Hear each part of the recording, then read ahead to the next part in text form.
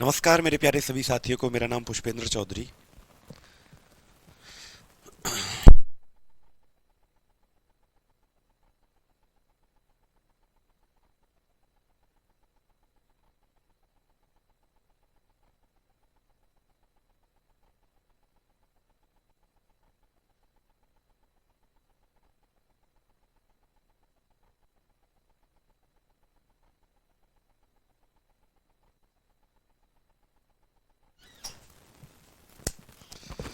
नमस्कार मेरे प्यारे सभी साथियों को। मेरा नाम पुष्पेंद्र चौधरी। स्वागत करता हूं आप सभी का अपने परिवार रैंकर्स गुरुकुल एप्लीकेशन पर। आएंगे सभी बच्चे लाइव और आज की क्लास को हम स्टार्ट करते हैं मेरे प्यारे बच्चों। गुड मॉर्निंग सभी को। राम राम भाई। सभी को जय जय श्री श्याम, जय श्री राम, राम राम भाई। सभी को शोभित और सभी बच्चों को तो करते हैं आज की इस क्लास को start. And you are not visible, बच्चा कह रहा है। नहीं भैया, अब हम विजिबल हैं, आप लोग हमें देख पा रहे होंगे। ठीक है, तो चलो बेटा करते हैं आज की इस क्लास को स्टार्ट। आप सभी लोगों का स्वागत है। ठीक है, और वहीं से आगे हम इसको पढ़ाना स्टार्ट करेंगे जहां तक आप लोगों को लास्ट क्लास में मैंने पढ़ा दिया था। ठीक है, चलो बहुत बढ़िया।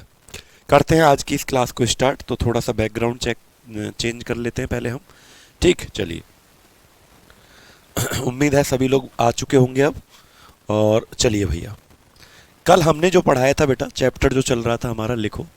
चैप्टर जो हमारा चल रहा था, चैप्टर जो हमारा चल रहा था, क्या नाम था? Sound and wave. क्या नाम था? Sound and wave. Sound and wave यानी ध्वनि और तरंगे। क्या चैप्टर चल रहा था? ध्वनि और तरंगे। हमारा टॉपिक चल रहा था ध्वनि और तरंगे, साउंड एंड वेव। ठीक है, साउंड एंड वेव। और इसका ये क्लास जो है, ये पार्ट 3 है। ठीक है, ये मेरे हिसाब से तीसरा क्लास होगा आप लोगों का। ठीक है बेटा, चलो करें स्टार्ट।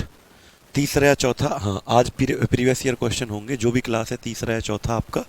तो आज हम प्रीवियस ईयर क्वेश्चन करेंगे, लेकिन उससे पहले कुछ टॉपिक हैं बेटा जिनको हम कंप्लीट करेंगे। यानी आधा घंटा तो हम नवीन कुमार क्या पढ़ेंगे? थ्योरी पढ़ेंगे जो रह गया है। और आधा घंटा हम प्रीवियस ईयर क्वेश्चन करेंगे, आप लोग उनका जवाब देना। और ठीक है शिवानी जी, धन्यवाद। चलो, तो आप लोग पहले तो हम थ्योरी पढ़ेंगे आधा घंटा, और आधे घंटे के बाद हम क्वेश्चंस करेंगे। ठीक है, चले बेटा आगे। अब सुनो, करते हैं क्लास को स्टार्ट। लास्ट क्लास में आप लोगों ने बेटा टाइप पढ़ लिए थे, किसके? साउंड के टाइप आपने पढ़ लिए थे। ठीक है, ठीक है, साउंड के आपने टाइप पढ़ लिए थे। अब चलो बेटा, अब देखते हैं हम। लिखो अगला टॉपिक का नाम लिखो। सबसे पहले हम लिखेंगे इको क्या होता है। सबसे पहला टॉपिक लिखो, इको का मतलब गूंज क्या होता है। सबसे पहले हम ये पढ़ेंगे। इको क्या होता है, गूंज क्या होता है, सबसे पहले हम ये पढ़ेंगे। लिखो बेटा, गूंज का मतलब क्या है, इको का मतलब क्या है। तो बेटा देखो, बिल्कुल देंगे बेटा विजय जी, बस पेशेंस रखो बेटा, सब कुछ मिलेगा। ठीक है, तो सबसे पहले हम क्या पढ़ते हैं? इको का मतलब गूंज। ये अगला टॉपिक है, जहां तक आप लोगों ने पढ़ लिया था उससे आगे अब हम पढ़ने जा रहे हैं। ठीक है, चलें बेटा। एमसीक्यू बोले, हाँ बेटा एमसीक्यू करवाएंगे ना, लेकिन पहले थ्योरी पढ़ लेते हैं। जो चैप्टर बाकी रिमेनिंग है उसको कंप्लीट करते हैं, तब उसके बाद हम क्या करेंगे? एमसीक्यू क्वेश्चंस करेंगे इसके।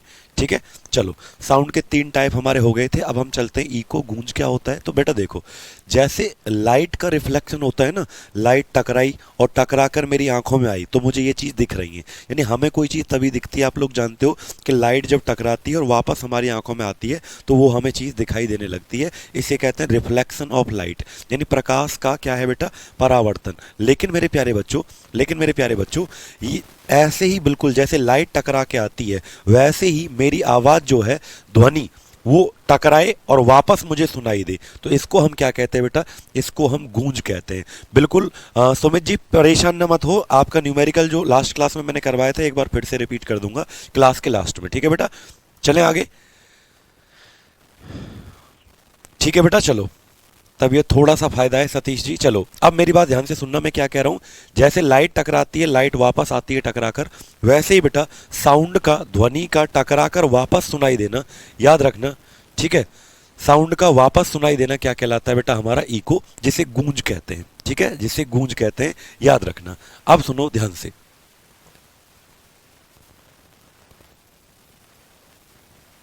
और सभी का भी आता है और मैथ नहीं आती कैसे पढ़ाते? अच्छा सोभित जी, मैं कोशिश करूंगा सर को बोला जाए एक बार।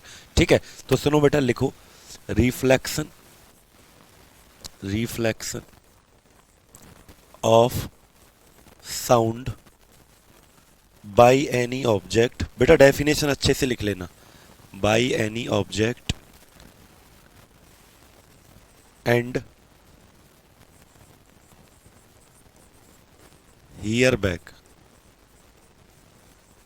Is called echo, is called echo. लिखो किसी ध्वनि का, किसी ध्वनि का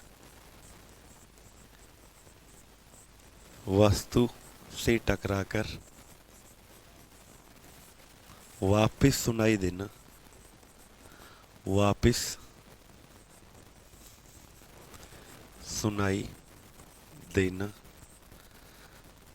गूंज कहलाता है। क्या कहलाता है बेटा? गूंज कहलाता है। लिख लो, बहुत इंपॉर्टेंट टॉपिक है बेटा ये। अब इससे सवाल पेपर में क्या क्वेश्चन बनते हैं, अब मैं आपको ये समझाने जा रहा हूँ क्वेश्चन कैसे बनेगा पेपर में। ठीक है, तो सबसे पहले तो क्या होता है, इको का मतलब क्या है? गूंज का मतलब है कि सर जी जैसे मैंने बोला और आपको आपकी आवाज़, जैसे मैंने बोला हेलो हेलो, मुझे हेलो हेलो मुझे वापस सुनाई दिया, तो ये क्या है? ये है इको। ये क्या है बेटा? इको होता है। ठीक है, याद रखेंगे, बात याद रखेंगे बेटा। नहीं, बिल्कुल पढ़ने की जरूरत नहीं है फराज जी, आपको बिल्कुल बेटा बस नोट्स पढ़ने की जरूरत है। ठीक है, बिल्कुल याद रखेंगे मेरे प्यारे बच्चों। किसी ध्वनि का वस्तु से टकराकर वापस सुनाई देना क्या कहलाता है? जैसे मैंने बोला हेलो, तो हेलो मुझे वापस सुनाई दिया, इस तरीके से। अब इससे सवाल पेपर में क्या बनेगा, देखो ध्यान से। सवाल जैसे मान लीजिए आप यहाँ पर खड़े हुए हो, मान लीजिए आप यहाँ पर खड़े हुए हो, ये गोलू मोलू से हो ना आप, छोटे से बच्चे हो हमारे आप, तो ये आपका हाथ है, ये आप यहाँ पर खड़े हुए हो, और ये है कोई दीवार। ये क्या है? कोई दीवार। आपने बोला कुछ भी, वो इससे टकराया और आपको वापस सुनाई दिया, है ना? तो कितनी डिस्टेंस होनी चाहिए? पेपर में ये सवाल आता है कि कितनी दूरी होनी चाहिए, कितनी दूरी होनी चाहिए। ठीक है, याद रखना कितनी दूरी होनी चाहिए इन दोनों के बीच में, जिससे कि मेरी आवाज़ वापस मुझे सुनाई दे। ठीक है, यानी मिनिमम डिस्टेंस कितना होना चाहिए, मैं किसी दीवार से कितनी दूर, कम से कम पूछ रहा हूँ, कितनी दूर खड़ा हूँ कि मेरी आवाज़ मुझे वापस सुनाई दे। ठीक है, तो बेटा कई बार पेपर में पूछा जाता है minimum distance, minimum distance, minimum distance between both object, यानी कम दोनों वस्तुओं के बीच में, यानी एक बोलने वाला है और एक जहां से टकराएगी, दोनों वस्तुओं के बीच में, दोनों वस्तु के बीच में न्यूनतम दूरी, न्यूनतम दूरी कितनी होगी? तो याद रखना 17.2 मीटर। कितनी होगी बेटा? 17.2 मीटर होगी। कम से कम भाई 2 महीने लगेंगे नीरज जी। ठीक है, चलो, तो कम से कम कितनी होगी? 17.2 मीटर की ये डिस्टेंस जो है होनी चाहिए। ठीक है, मिनिमम, मैक्सिमम तो कितना भी हो सकता है, कम से कम पूछा जाता है, न्यूनतम। क्लियर बेटा? अब सुनो, टाइम कितना लगेगा, समय, आवाज जो आई है उसको वापस आने में समय कितना लगेगा? तो बेटा 0.1 सेकेंड। कितना लगेगा? 0.1 सेकेंड का समय लगेगा। क्लियर? यानी मैं ये भी कह सकता हूँ 1 सेकेंड का 10वां हिस्सा, 1/10 सेकेंड भी मैं कह सकता हूँ। क्यों? क्योंकि 1/10 ही तो बेटा 0.1 होता है, 1 में 10 से भाग दोगे तभी तो 0.1 होता है। ठीक है, याद रखेंगे बच्चे। वॉइस फ्रेश आ रहा है ना आपको? एकदम आवाज ताजा ताजा आ रहा है, नहीं आ रहा? पीयूष कह रहे हैं सर आप किस प्लेनेट से हैं, वीडियो देखकर तुरंत याद करा देते हैं। धन्यवाद मेरे बच्चे इतना प्यार दिखाने के लिए आपका। ठीक है, मैं वैसे धरती ग्रह से ही हूँ, अर्थ से ही मैं बिलोंग करता हूँ। ठीक है, चलो, तो बस आपको इको में कितना याद रखना है। देखो मैं जिम्मेदारी ये लेता हूँ कि अगर आपने मेरी क्लास एक बार देख ली, मैं मुझे इस बात पर कोई घमंड नहीं है, बस अपने तजुर्बे से आपको मैं बताता हूँ एक बात कि अगर आपने क्लास देखी है तो इसका मतलब आपको याद करवा के छोड़ूंगा, मैं कहता हूँ ये गारंटी के साथ मैं कहता हूँ। ठीक है बेटा, तो सुनो, याद रखना बेटा, क्या टेम्परेचर और उसका तो इफेक्ट पड़ता ही है बेटा, प्रेशर का कभी नहीं पड़ता। टेम्परेचर का पड़ता है। ठीक है, तो बस इतना बता रहा हूँ, इको का मतलब है आवाज़ टकराना और वापस सुनाई देना, उसे क्या कहते हैं बेटा, इको कहते हैं। ठीक है, और कितनी डिस्टेंस होनी चाहिए, मिनिमम कितनी डिस्टेंस होनी चाहिए, 17.2। ठीक है, समय कितना लगना चाहिए, 0.1 सेकेंड। अच्छा, लेकिन पेपर में ना इस क्वेश्चन में आपको घुमा दिया, यानी इतना घुमाया कि तुमने सोचा भी नहीं होगा है। अगर मैं पूछूं total distance, total distance travelled, total distance travelled by sound कितना आएगा, यानी कि ध्वनि के द्वारा कितनी दूरी चली गई। अब बताओ, मैं ये देखना चाहता हूं कौन बच्चा इसका सही जवाब देगा।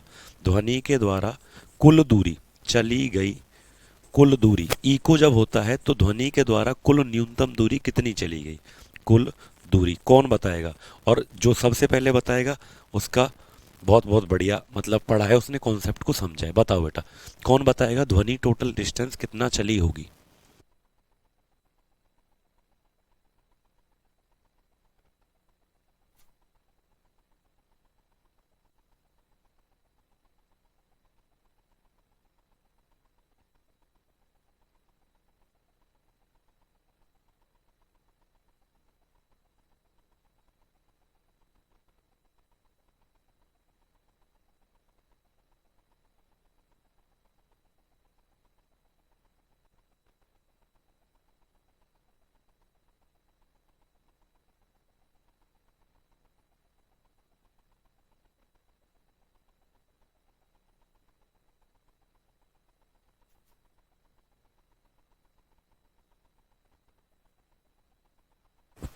तो बताओ बेटा total distance travel by sound कितना आएगा। Very good.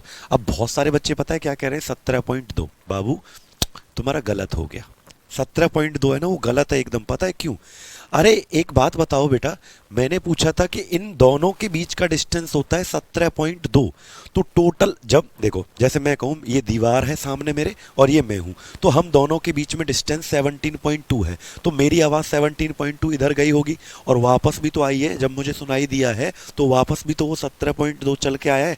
तो इसका मतलब मैंने पूछा कुल दूरी कितनी चली, तो 17.2 जाने में लगा और वापस 17.2 आने में लगा, तो टोटल कितना हो जाएगा बेटा, 34.4 मीटर।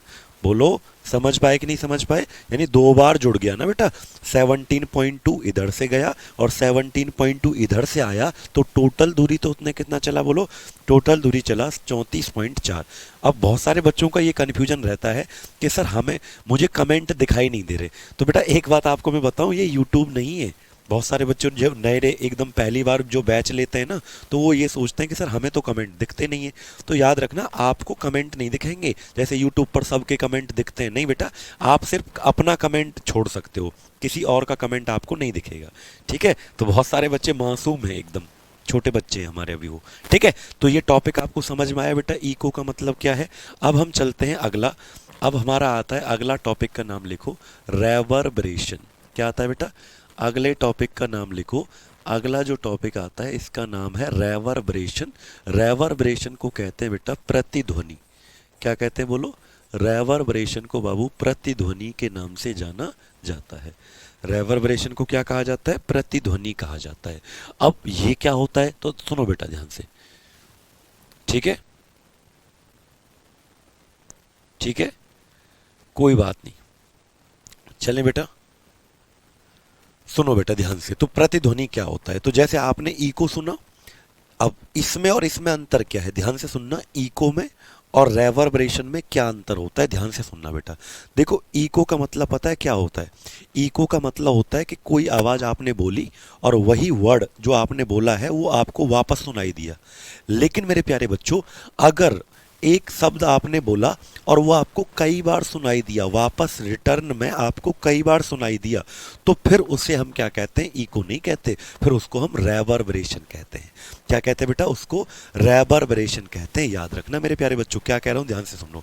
ठीक है, मैं क्या कह रहा हूं ध्यान से सुनो। अगर मैंने बोला हेलो, तो हेलो मुझे एक बार सुनाई दिया, तो वो क्या था बेटा, आपका इको।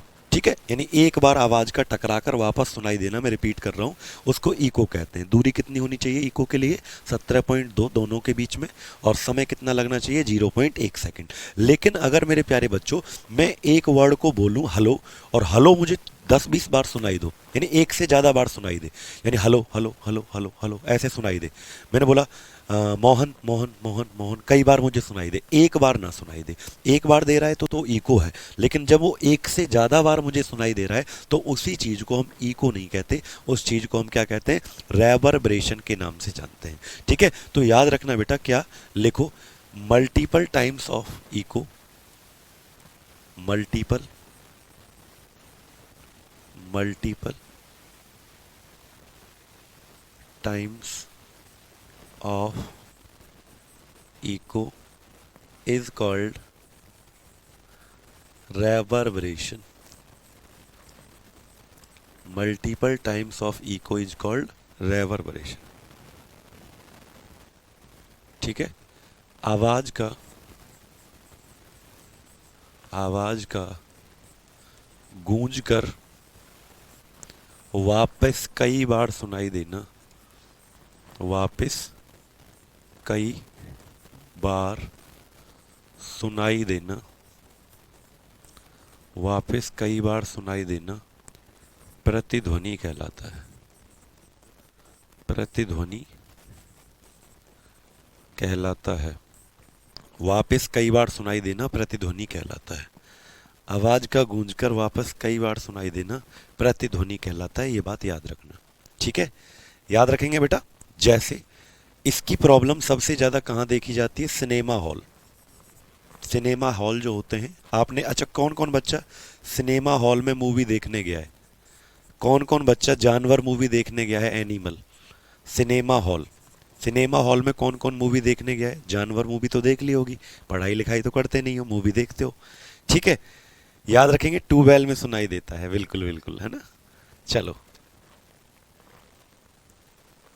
एक बात पूछ, रजनीश जी पूछो बाबू। ठीक है, बताओ बेटा, याद रखेंगे।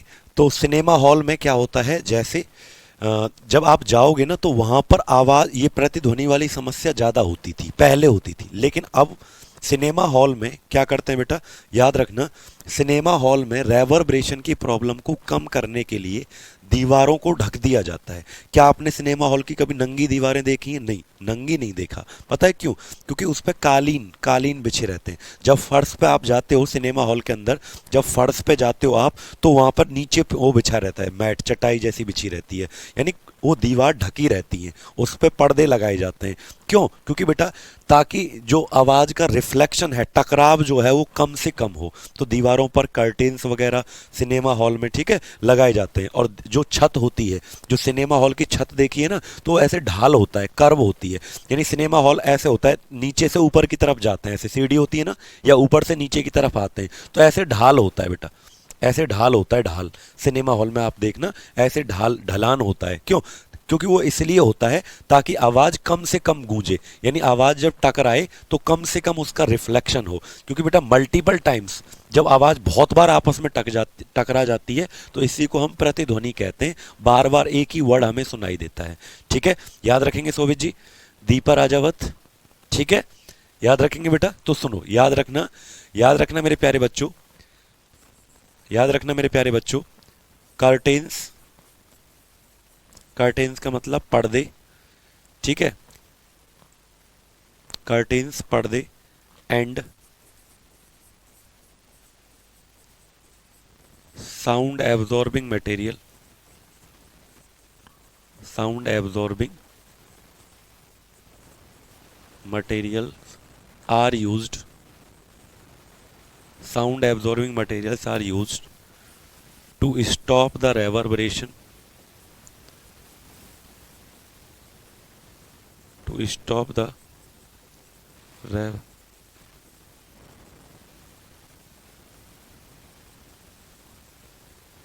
ठीक है, याद रखना, यानी ऐसी चीजें लगाई जाती हैं सिनेमा हॉल में, छतों पर, दीवारों पर, पर्दे, गत्ते, गत्ते जिसे कहते हैं, जो ध्वनि को अवशोषित कर ले, जो ध्वनि को क्या कर ले, अवशोषित कर ले, एब्जॉर्ब कर ले।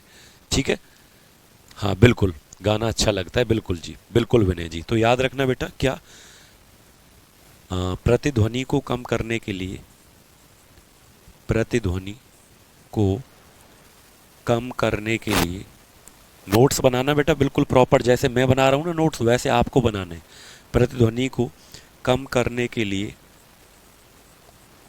सिनेमा हॉल में सिनेमा हॉल में ध्वनि अवशोषक पदार्थ लगाए जाते हैं। ध्वनि अवशोषक पदार्थ लगाए जाते हैं। ध्वनि अवशोषक पदार्थ लगाए जाते हैं। ध्वनि अवशोषक पदार्थ लगाए जाते हैं, याद रखना बेटा, ठीक है।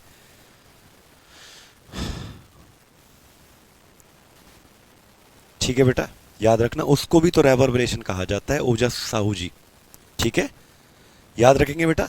कई बार आपको एक वर्ड ज्यादा बार सुनाई दे रहा है, एक वर्ड बहुत बार आपको सुनाई दिया, तो उसे कहते हैं रेवर्बरेशन, ठीक है। और अगर एक बार सुनाई दिया, सिर्फ एक बार, मैंने बोला बाबू, तो बाबू मुझे एक बार सुनाई दिया, तो वो क्या है, इको है। मैंने बोला बाबू, और बाबू बाबू बाबू कई बार मुझे वापस सुनाई दिया, तो ये क्या है बेटा, ये रेवर्बरेशन है, ठीक है मेरे बच्चों, ठीक है। याद रखेंगे ना, याद रखेंगे बेटा। इको और रेवर्बरेशन के बीच का ये अंतर है, यानी इको का बड़ा भैया कह लो, इको का, गूंज का बड़ा भैया क्या है, प्रतिध्वनि कह लो, ठीक है बेटा। अब सुनो आगे, अगला टॉपिक जो हमारा आता है, लिखो, हेडिंग डालो। अगला जो टॉपिक हमारा आता है, इसे हम कहते हैं सोनिक बूम। क्या कहते हैं इसको बेटा, सोनिक बूम। अगले टॉपिक का नाम डालो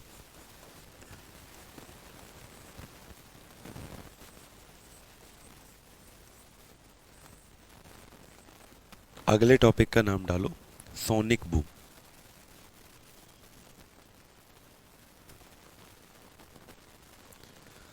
सर क्या कह रहे हो, ड्राइव, मैं ग्रेजुएशन बीए प्राइवेट से कर रहा हूँ, तो एसएससी सीजीएल में कोई दिक्कत तो नहीं? नहीं बेटा, कैसी भी ग्रेजुएशन हो, बस ग्रेजुएशन आपकी होनी चाहिए, ठीक है। कहीं से भी करो आप, कोई फर्क नहीं पड़ता। व्हाट्सएप ग्रुप है, बिल्कुल है, आपको लिंक मिल जाएगा उसका, ठीक है। चलें बेटा आगे, चलो। क्या आपको याद रहेगा, सोनिक बूम अगला टॉपिक है हमारा। अब ये क्या होता है, ध्यान से सुनना, ठीक है, बिल्कुल निकाल सकते हैं बेदल। देखो अब सुनो बेटा, सोनिक बूम क्या होता है, देखो मैं क्या कह रहा हूं कि बेटा जब भी कोई ऑब्जेक्ट, ठीक है, बिल्कुल, जब भी कोई वस्तु किसी ऐसी तेज चाल से चले जो साउंड की स्पीड से भी तेज हो, यानी जब कोई ऑब्जेक्ट, ठीक है, जब कोई ऑब्जेक्ट बेटा साउंड की, ध्वनि की चाल से अधिक चाल से चले, जैसे कोई गाड़ी है और एकदम इतनी स्पीड से गई गाड़ी कि साउंड जो है ना, ध्वनि इसकी स्पीड से भी ज्यादा तेज कोई ऑब्जेक्ट अगर चलता है, बिल्कुल पीयूष राणा, अगर कोई ऑब्जेक्ट बेटा साउंड की स्पीड से भी तेज चलता है, तो ऐसी स्पीड को पता है क्या कहा जाता है, सुपरसोनिक स्पीड, यानी ऐसी चाल को सुपरसोनिक चाल कहा जाता है। ध्यान से सुनना मैं क्या कह रहा हूं, ध्यान से सुनना मैं क्या कह रहा हूं बेटा, सुनो ध्यान से। when any object when any object when any object travel with the speed greater than speed of sound,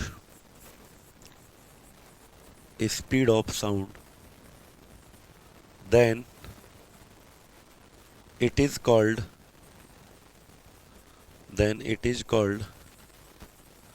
supersonic speed. Then it is called supersonic speed.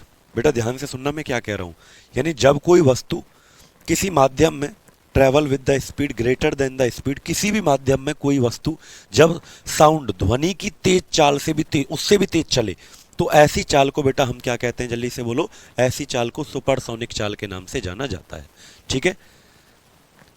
बात समझ पाए बेटा।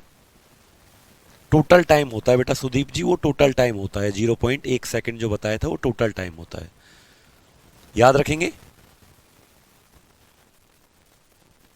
बिल्कुल बिल्कुल, चिंता मत करो, कहीं और से पढ़ने की जरूरत नहीं है। तो लिखो बेटा, जब कोई वस्तु की चाल ध्वनि की चाल से अधिक होती है, ध्वनि की चाल से अधिक होती है, जब कोई वस्तु की चाल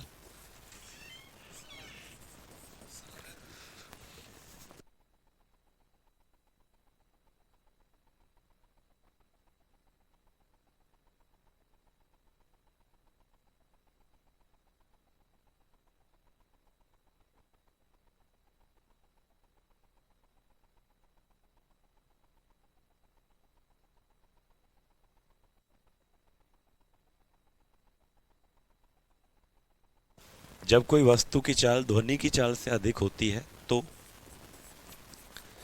इसको सुपरसोनिक चाल कहते हैं। क्या कहते हैं बेटा इसको? सुपरसोनिक चाल कहते हैं। ठीक है, इसको सुपरसोनिक चाल कहते हैं।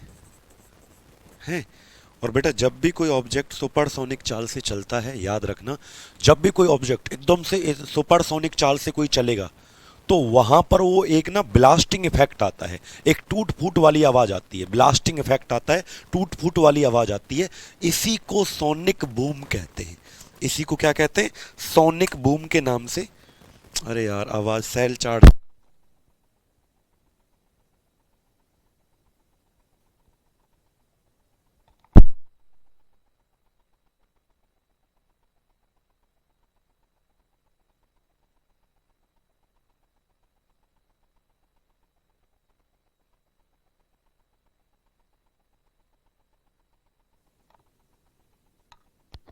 अब बताओ बेटा,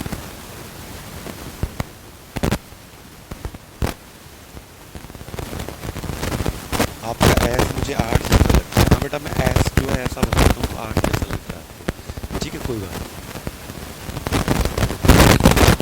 अब सुनो बेटा ध्यान से, मैं क्या कह रहा हूँ।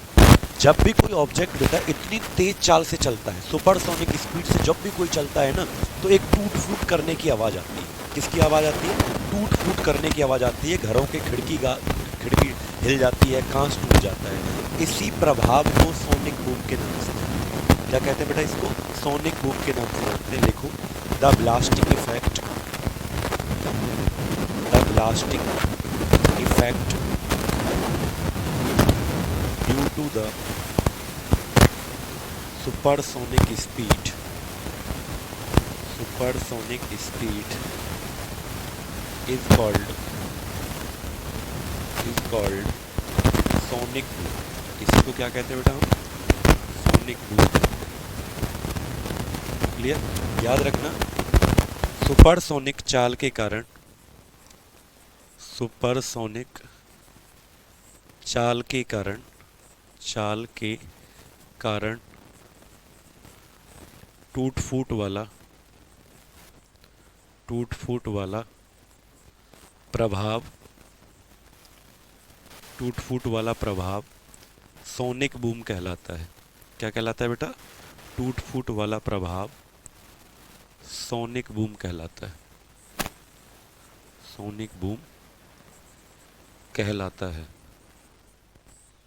ठीक है, टूट फूट वाला प्रभाव क्या कहलाता है? Sonic boom.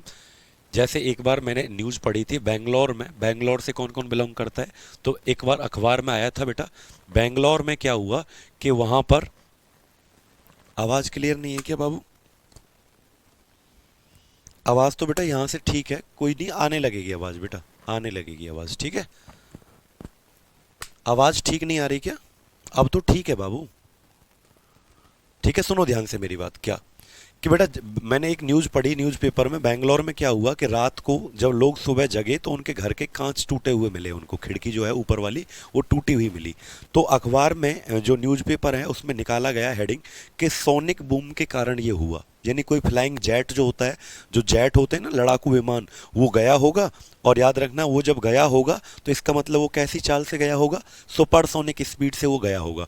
और सुपरसोनिक स्पीड से जब भी गया होगा तो ब्लास्टिंग इफेक्ट जो होता है, टूट फूट करने की वाली आवाज़ जो आती है, इसे हम क्या कहते हैं? सोनिक बूम के नाम से जानते हैं। इसको मैक संख्या, बेटा एक लाइन और लिख लो, it is measured in Mach number. यानी जिसकी यूनिट क्या होती है इसकी सोनिक बूम को मेजर करने की, यानी it is measured in Mach number. लिख लो, it is measured in Mach number, it is measured in Mach number. ठीक है, इसे मैक संख्या से मापा जाता है। यानी जैसे हर चीज की मात्रक होता है ना, तो लिखो इसे मैक संख्या से मापा जाता है। जैसे 1 मैक संख्या, 2 मैक संख्या, इसे मैक संख्या से मापा जाता है, संख्या में मापा जाता है। क्लियर बेटा? It is measured in Mach number. Clear है? लिखा आपने यहां तक? हाँ बिल्कुल बिल्कुल बिल्कुल बेटा, सही कह रहे हो। तो it is measured in Mach number.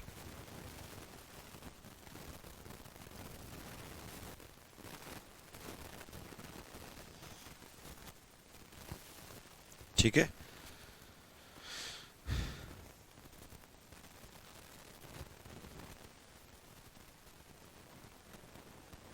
याद रखेंगे बेटा।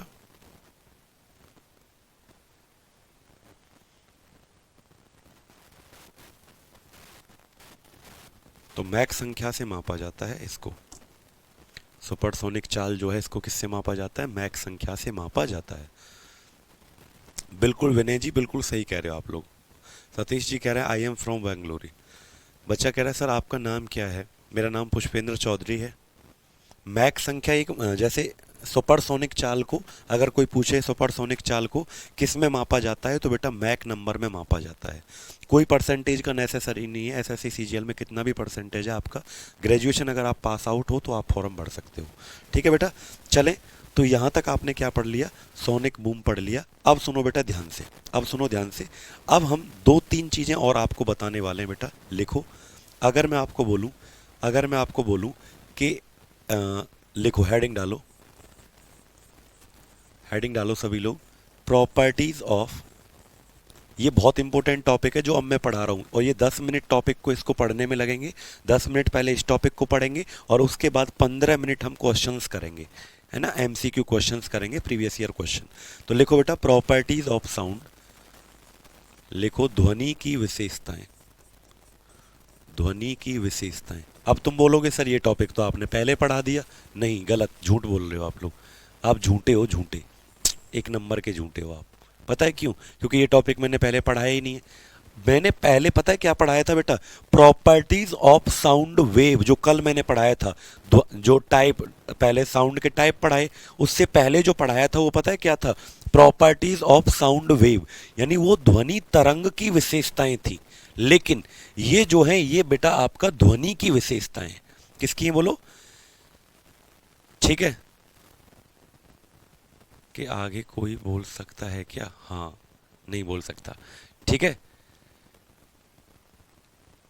बिल्कुल हो जाएगा बेटा, निहारिका जी बिल्कुल हो जाएगा। तो याद रखना बाबू, ये ध्वनि तरंग की विशेषताएं तो 5 पढ़ी थी आपने। जैसे क्या पढ़ा था? वेवलेंथ पढ़ा था, एम्पलीट्यूड पढ़ा था, तरंग दैर्घ्य, आयाम, समय, टाइम पीरियड। ठीक है, और आपने फ्रीक्वेंसी, आवृत्ति पढ़ा था, और एक आपने पढ़ा था स्पीड, चाल पढ़ा था।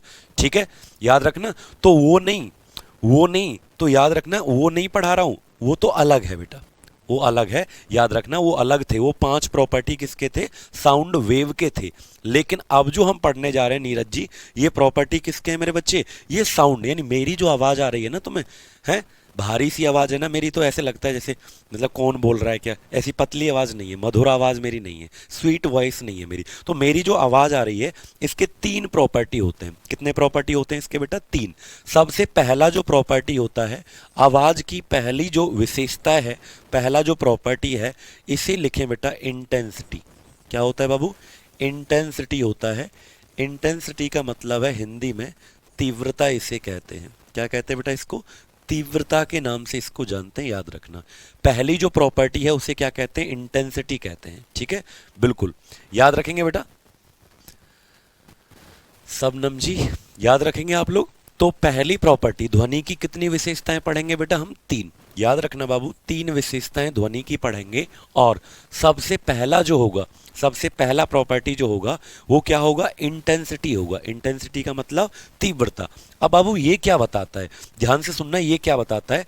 ध्यान से सुनना मेरी बात। ये क्या बताता है बेटा? ये बताता है कि मेरी जो आवाज आप तक आ रही है, मेरी जो आवाज आप तक आ रही है, ये कितना तेज है या फिर ये कितना स्लो है।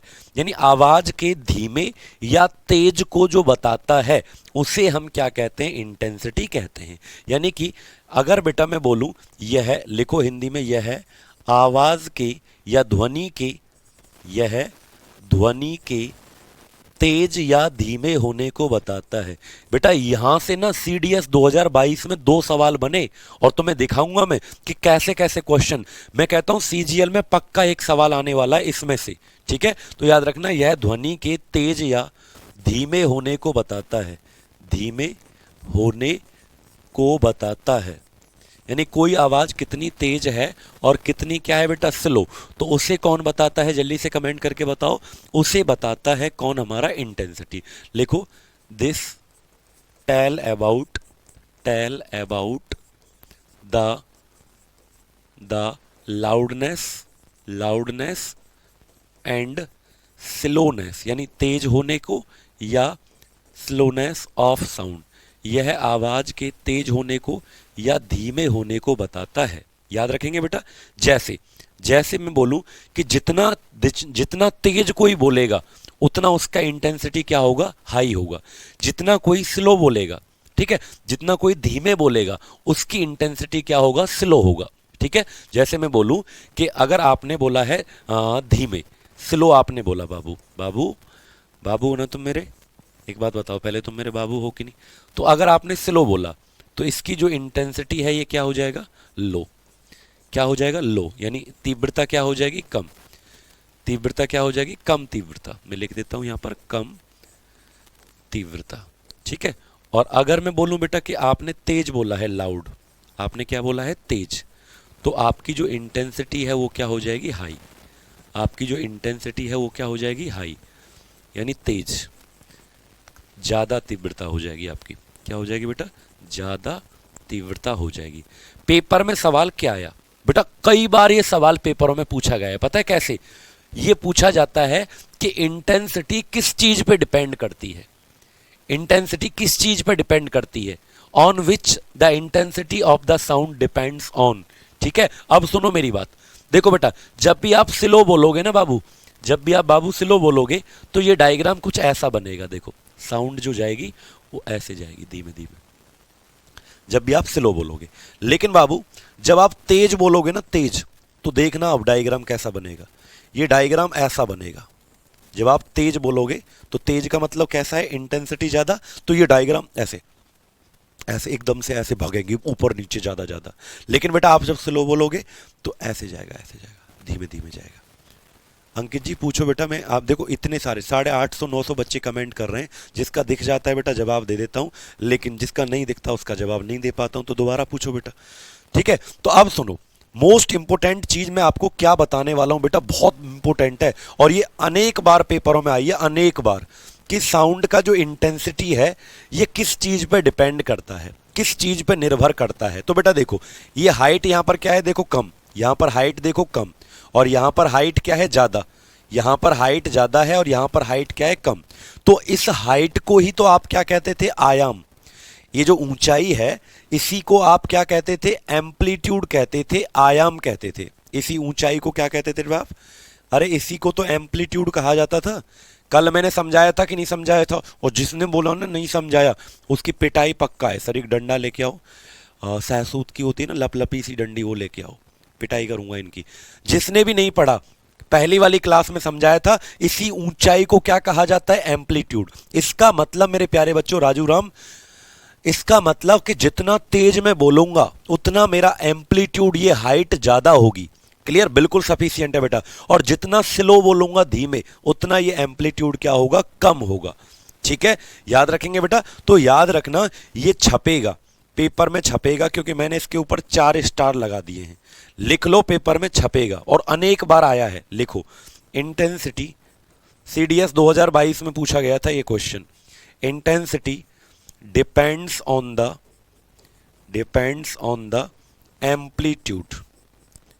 Amplitude of sound wave. बेटा बहुत बार ये पेपरों में पूछा गया है और बहुत बार पूछा भी जाएगा। लिखो, तीव्रता ध्वनि तरंग के आयाम पर निर्भर करती है। आयाम पर निर्भर करती है। याद रखेंगे सभी बच्चे, तीव्रता किसके ऊपर निर्भर करती है, ध्वनि तरंग के आयाम पर निर्भर करती है। ठीक है, तभी सहमत जी, याद रखेंगे। कम से कम 4 से 5 क्वेश्चन, पीयूष राणा जी 4 से 5 क्वेश्चन बेटा, जल्दी से बताओ। याद रखेंगे बेटा, जितना तेज बोलोगे उतना आयाम ज्यादा होगा, ऐसे मान लो एम्पलीफायर देखा है, डीजे वाला जो होता है, जब वो गाने चलाते रहता है डीजे वाला, तो वहां पर ना ऐसे दिखती हैं, ये ऊपर नीचे ऐसे चलते हुए दिखती हैं। तो जब वो तेज गाना चला दे ना कोई भोले बाबा वाला, भोले बाबा दे दे नोट छापण की मशीन, तो ऐसे खतरनाक तरीके से भगती हैं।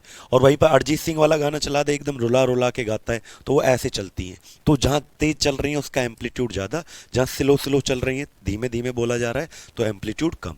तो उम्मीद करता हूँ ये आपको समझ में आया होगा। बस एक चीज़ और याद रखना कि अगर कोई पूछे आपसे ऐसा यूनिट क्या होता है, इसका ऐसा यूनिट क्या होता है, किसका बेटा, तीव्रता का मात्रक क्या होता है। आवाज़ की जो तेज है तीव्रता, ये तेज मेरी आवाज़ का जो तेज है, ठीक है सर पिच किस पे, अभी आएगा पिच आएगा विनय, ठीक है। तो इसका यूनिट क्या होता है, तो डेसिबल होता है।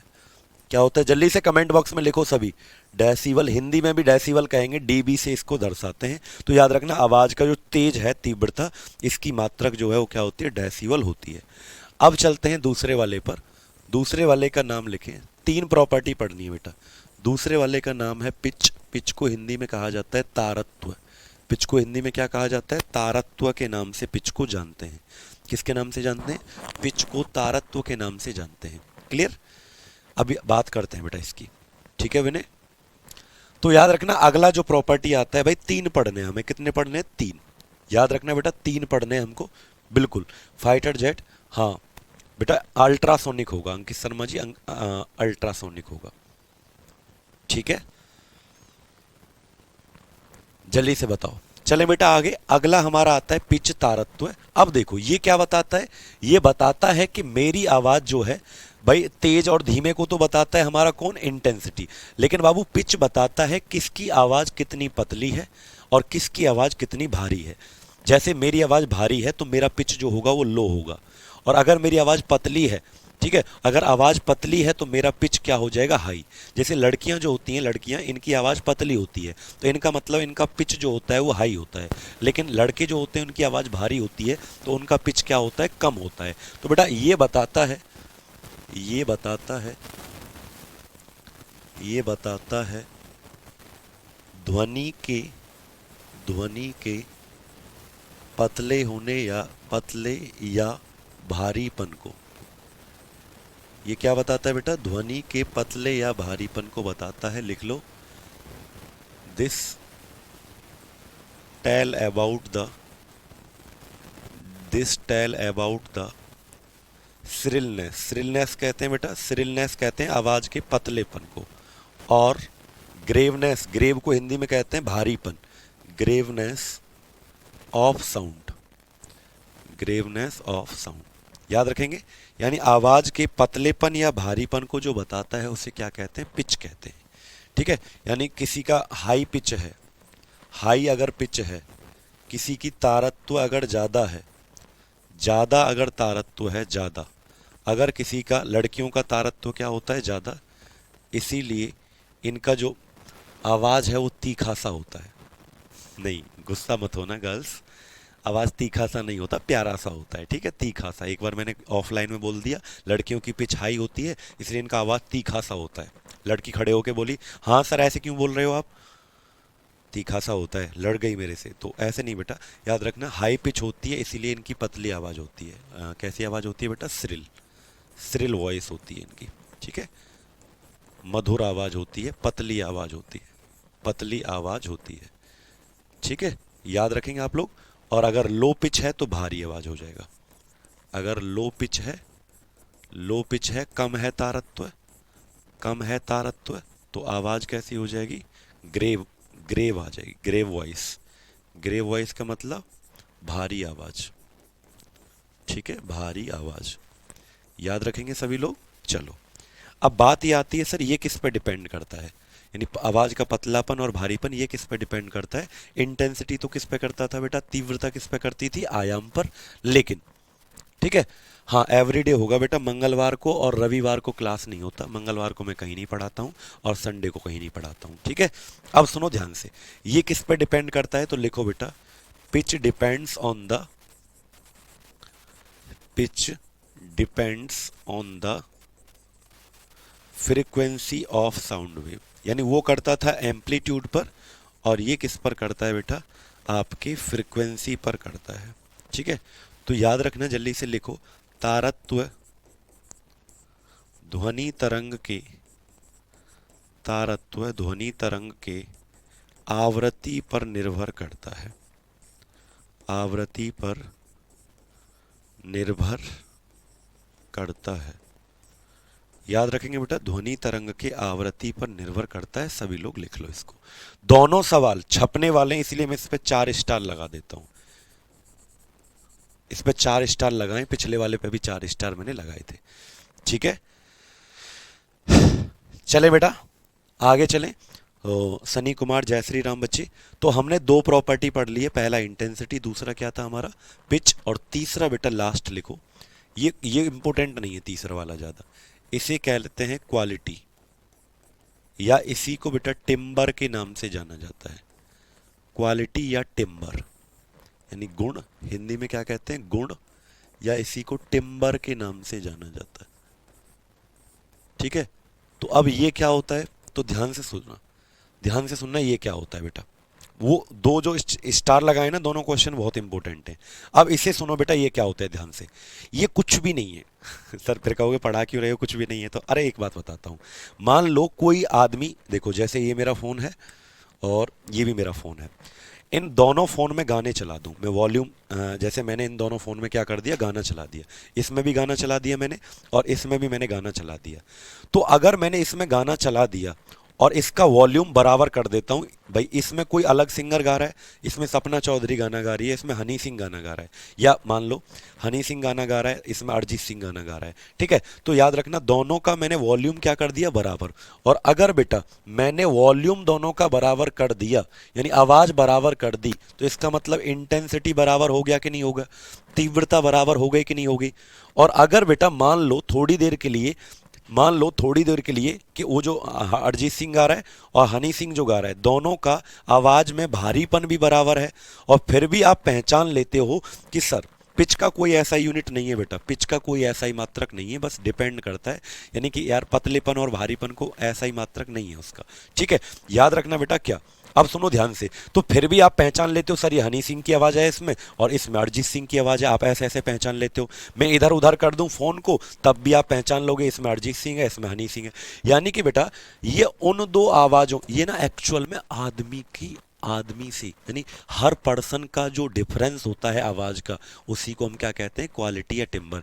जैसे तुमने मम्मी को फ़ोन किया घर में, मान लो आपने घर फ़ोन किया, ठीक है, आपने मान लो घर फ़ोन किया, और जैसे ही आपने फ़ोन किया तो एकदम किसी ने फ़ोन उठाया और तुमने फ़ोन उठाते ही बोला अरे यार पापा ने उठा लिया फ़ोन, तो पापा की जो आवाज़ है या मम्मी की जो आवाज़ है उसको आपने तुरंत पहचान लिया। तो ये जो पहचान होती है बेटा, उन 2 आवाज़ों के बीच की पहचान जो होती है, यानी जिनका इंटेंसिटी भी सेम है और जिनका जिनका फ्रिक्वेंसी भी सेम है, जिसकी तीव्रता भी बराबर है और जिसका क्या बराबर है बेटा बोलो, जिसका तारत्व भी बराबर है, वो याद रखना, उसको हम क्वालिटी कहते हैं। तो लिखो this this differentiate, this will tell the, this will tell the difference between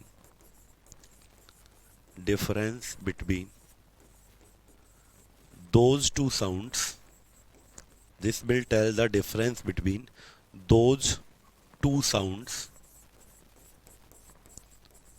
those 2 sounds which have same intensity, which have same intensity and same pitch, which have same intensity and same pitch। ठीक है, तो याद रखना बेटा, लिखो यह उन 2 आवाज़ों के बीच, यह उन 2 आवाज़ों के बीच, आवाज़ों के बीच अंतर को बताता है, अंतर को बताता है, जिनका तीव्रता या जिनकी तीव्रता और तारत्व समान होते हैं, जिनकी तीव्रता और तारत्व समान होते हैं। क्या होते हैं, जिनकी तीव्रता और तारत्व समान होते हैं, उन दो आवाज़ों के बीच का जो डिफरेंस बताता है उसी को क्या कहते हैं बेटा, बोलो। उसी को हम क्वालिटी या टिम्बर कहते हैं, ना तो इसका कोई यूनिट और ना ही ये किसी पर डिपेंड करता है। ठीक है बेटा। हाँ बिल्कुल, इंटेंसिटी पे ही बेस्ड होती है बेटा। ठीक है, याद रखेंगे। तो याद रखना, यह उन दो आवाज़ों के बीच अंतर को बताता है जिनकी बेटा तीव्रता और तारत्व क्या होते हैं, समान होते हैं। उम्मीद करता हूँ कि जितना आज मैंने आपको पढ़ाया उतना समझ में आ गया होगा। ठीक है, चलिए बताइएगा। क्लियर है बेटा? और आज तो आप क्वेश्चन कर ही नहीं पाए यार, क्योंकि इतना ही टाइम मिला हमको पढ़ाने के लिए कि बेटा आप क्वेश्चन नहीं कर पाए हो इसके। लेकिन कोई बात नहीं, कल को क्वेश्चन करवा देंगे। अभी हमारा साउंड चैप्टर क्या हो गया है, कंप्लीट हो गया है। ठीक है, साउंड एंड वेव की पीडीएफ आपको बेटा मिल जाएगी। लक्ष्मण जी, कैसी लगी क्लास एक बार कमेंट बॉक्स में बताओ मुझे, सभी लोग ईमानदारी से। ठीक है, अब देखो मैं क्या करूं, मैं अगर क्वेश्चन आके करवा देता तो ये सारी चीज़ें आपकी छूट जाती। लेकिन मुझे लगा कि आज हम क्वेश्चन भी कर लेंगे, ये भी पढ़ लेंगे। लेकिन यार पढ़ाते पढ़ाते टाइम निकल गया, इतना ज़्यादा पढ़ा दिया आप लोगों को मैंने। ठीक है, कोई बात नहीं, कल की क्लास में इसके क्या करेंगे, प्रीवियस ईयर क्वेश्चन हम कर लेंगे। ठीक है, याद रखेंगे बेटा। चलिए, हो गई सर। बहुत बहुत धन्यवाद। मिलते हैं बेटा फिर आपसे कल की क्लास में। तब तक के लिए bye bye, take care, love you all. ठीक है, चलिए, लव यू ऑल मेरे भाई सभी को। नोट्स बनाते रहना अच्छे से। पिच का यूनिट नहीं होता है, इसका भी कोई यूनिट नहीं होता है। मिलते हैं आपसे कल की क्लास में। कल इनके क्वेश्चंस हम करेंगे, आप सभी तैयार होके आना, पढ़ के होके आना, पढ़ के आना। ठीक है, चलो, बहुत बहुत धन्यवाद।